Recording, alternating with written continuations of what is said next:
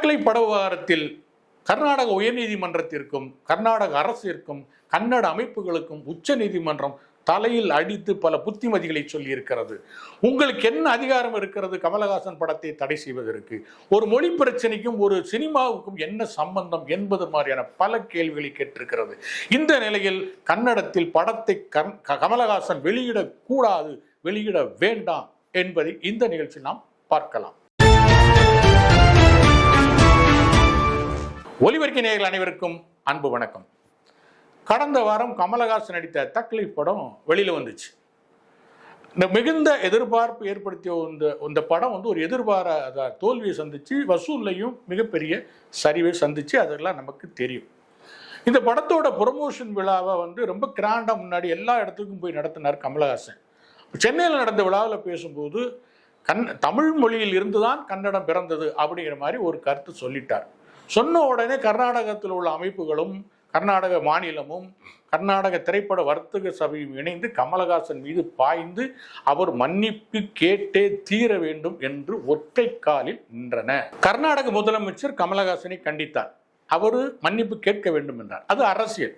ஏன்னா அவருக்கு கன்னட மக்களுடைய ஓட்டு வேணும்னா கன்னட மொழி பக்கம் நிற்கணும். அது அரசியல். கன்னட அமைப்புகளுக்கு இதுதான் வேலை. எப்படா தமிழ் பக்கத்திலிருந்து ஏதாவது ஒரு குறை வரும், அதை வச்சு இங்கே கன்னட அமைப்புகளோட இதை தூண்டலாம் அப்படிங்கிறது அது அவங்களுடைய வேலையாகவே ரொம்ப காலமாக செஞ்சுக்கிட்டு இருக்காங்க. ஆனால் கன்னட திரைப்பட வர்த்தக சபை என்பது திரைப்படத்தை வளர்ப்பதற்கு, திரைப்படங்களுக்கு உதவி பண்ணுவதற்கு, அவர்கள் அதை பாதுகாப்பதற்காக உருவாக்கப்பட்டது. நீங்கள் தமிழ் படத்தை பாதுகாத்தீங்கன்னா தான் நாளைக்கு உங்கள் கன்னட படத்தை தமிழ்நாடு வர்த்தக சபை பாதுகாக்கும். ஆனால் திரைப்பட வர்த்தக கன்னட திரைப்பட வர்த்தக சபை என்ன சொல்லிச்சுன்னா, கமலஹாசன் மன்னிப்பு கேட்கணும், கேட்காத வரைக்கும் நாங்கள் படத்தை வெளியிட மாட்டோம்னு கன்னட வர்த்தக சபையே சொல்லிச்சு. அதுதான் இதில் பெரிய முக்கியமான விஷயம். மற்றதெல்லாம் விடுங்க.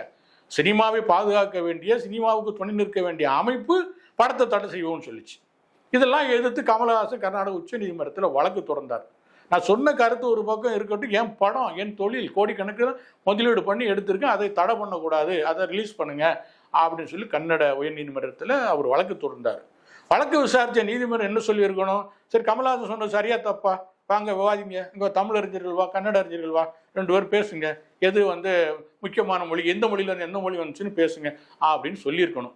அல்லது கமலஹாசன் விளக்கம் கேட்டிருக்கணும். ஏன்ப்பா அப்படி சொன்னேன், உங்களோட ஆதாரம் இருக்கு, ஆதாரம் இருந்தா காட்டு அப்படி சொல்லியிருக்கணும். ஆனால் முதல் ஹியரிங்லேயே, முதல் விசாரணையிலேயே கமலஹாசனை மன்னிப்பு கேட்க சொல்லுங்கன்றார் நீதிபதி. அதாவது ஜட்ஜ்மெண்ட்டை முதல் நாளே கொடுத்தாச்சு. யாருக்கு? எதிர்த்தரப்புக்கு சார்பா, ஒரு சார்பா கொடுத்தாச்சு. இது எந்த வகையில் நியாயம்? இதை விமர்சனம் பண்ணி அன்னைக்கு நான் ஒரு வீடியோ ரெடி பண்ணியிருந்தேன். அதை பார்த்த நண்பர்களே, கோர்ட்டெல்லாம் விமர்சனம் பண்ணாதப்பா அது கண்டெம்ட் ஆஃப் கோர்ட் ஆயிரும், கோர்ட் அவமதிப்பு வழக்காயிரும், அப்புறம் உன் மேலே கேஸ் போட்டுருவாங்க, ஜெயிலுக்கெல்லாம் போக வேண்டியிருக்குன்னு பயமுறுத்தினாங்க. நான் பயப்படலை. ஆனால் அது அப்படி வந்துருமோன்னு சட்ட சிக்கல் இருந்ததுனால அந்த வீடியோவை நான் வெளியிடலை. ஆனால் அன்னைக்கு நான் அந்த வீடியோவில் என்ன பேசி இருந்தனோ அதைத்தான் இன்னைக்கு சுப்ரீம் கோர்ட் சொல்லியிருக்கு. கர்நாடக உயர்நீதிமன்றத்தை பார்த்து கேட்டிருக்கு, உங்களுக்கு அந்த உரிமையை யார் கொடுத்தா, எந்த அடிப்படையில் நீங்கள் படத்தை தடை பண்ணீங்க? மொழி பிரச்சனை என்பது வேறு, ஒரு சினிமா என்பது, ஒரு தொழில் என்பது வேறு. என்னைக்கு ஒரு திரைப்படம் தடையில்லா சான்று, தணிக்கை சான்று பெற்று விட்டதோ அன்றைக்கு அந்த படம் தமிழ்நாட்டில் எந்த மூலையிலையும் திரையிட அனுமதி பெற்ற படம். அதை தடுக்கிறதுக்கு யாருக்கும் உரிமை இல்லை அப்படின்னு சுப்ரீம் கோர்ட்டு நெத்தி அடி அடித்த மாதிரி சொல்லிடுச்சு. இதே கண்டனத்தை கன்னட அரசுக்கும் சொல்லி, எப்படி தடை பண்ணீங்கன்னு விளக்குங்கப்பா அப்படின்னு சொல்லி கன்னட அரசுக்கும் சொல்லிடுச்சு, கன்னட அமைப்புகளுக்கும் சொல்லிடுச்சு. இப்போதான் நம்ம முக்கியமான விஷயத்துக்கு வருவோம். இப்போ கமலஹாசன் அந்த படத்தை திரையிடலாம், கோர்ட் ஆர்டர் படி அந்த படத்தை திரையிடலாம். இன்னைக்கு கன்னட அமைப்புகளே, கன்னட வர்த்தக சபையை நீங்கள் வேணாம், நீங்கள் படத்தை திரையிடுங்க, நாங்கள் பாதுகாப்பு தர்றோம்னு சொல்லிட்டாங்க. சரி, இப்போ கமலஹாசன் கையில் பந்து இருக்கு. இப்போ இவர் படத்தை வெளியிட போறாரா இல்லையா அப்படிங்கிறது தான் இப்போ கேள்வி. வெளியிடக்கூடாது அப்படிங்கிறது தான் நம்முடைய கருத்து.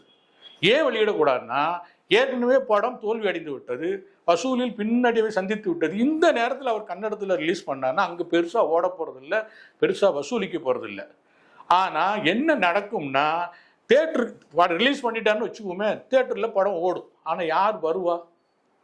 இவ்வளோ எதிர்ப்பு கன்னட அமைப்புகள் இருக்கும்போது கோர்ட் என்னதான் சொன்னாலும், சட்டம் என்னதான் சொன்னாலும் யார் வருவா? சரி, வர்றவங்கள தான் இவங்க சும்மா விட்டுருவாங்களா?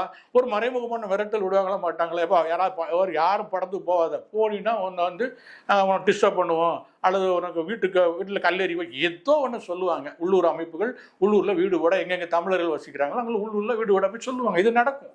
ஸோ நீங்கள் ரிலீஸ் பண்ணாலும் தேட்டருக்கு யாரும் வரமாட்டாங்க, படம் ஓட போகிறதில்ல, வசூல் வர போகிறதில்ல, எந்த இது வர போகிறதில்ல.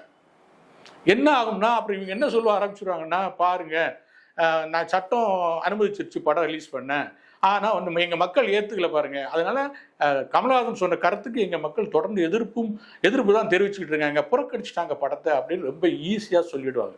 அதனால கமலஹாசன் வந்து தான் மன்னிப்பு கேட்க மாட்டேன், நான் சொன்ன கருத்துல உறுதியா இருக்கேன், மன்னிப்பு கேட்க மாட்டேன்னு எவ்வளோ உறுதியா கடைசி வரைக்கும் நின்னாரோ, அதனால பல கோடி ரூபாயை இழந்தாரோ, அந்த உறுதியை மீண்டும் கடைபிடிக்க வேண்டும். அது என்ன உறுதினா படத்தை திரையிடுவது இல்லை. அது வெளிப்படையாக சொல்லுங்க. என் படத்தை அன்னைக்கே ரிலீஸ் பண்ணி தான் நான் லாபம் பார்த்துருப்பேன், இன்னைக்கு ரிலீஸ் பண்ணி நஷ்டம். அந்த நஷ்டம் பொருளாதார நஷ்டம் என்பது இல்லை. என்னுடைய வார்த்தையை புரிந்து கொள்ளாதவர்களுக்கு நான் என் படத்தை திரையிடணும்? என் மேல நம்பி நான் ஒரு கன்னட நடிகரை அன்பு பாராட்டுற விதமாக வெளிப்படுத்தின கருத்தை எனக்கு எதிராக திருப்பி எவ்வளோ அசிங்கமா, எவ்வளோ மோசமா, எவ்வளோ எதிர்ப்பு காட்டினீங்க, அப்புறம் எதுக்கு நான் என் படத்தை ரிலீஸ் பண்ணணும் அப்படின்னு சொல்லுங்க. அப்போ உங்களுடைய கௌரவம் இன்னும் காப்பாற்றப்படும், உங்களுடைய தைரியம் இன்னும் போற்றப்படும் அப்படிங்கிறது தான் என்னோட கருத்து. நன்றி நேயர்களே. உண்மையை பேசுவோம், அதை உறக்க பேசுவோம். இந்த நிகழ்ச்சி உங்களுக்கு பிடிச்சிருந்தா லைக் பண்ணுங்க, ஷேர் பண்ணுங்க, சப்ஸ்கிரைப் பண்ணுங்க. நன்றி, வணக்கம்.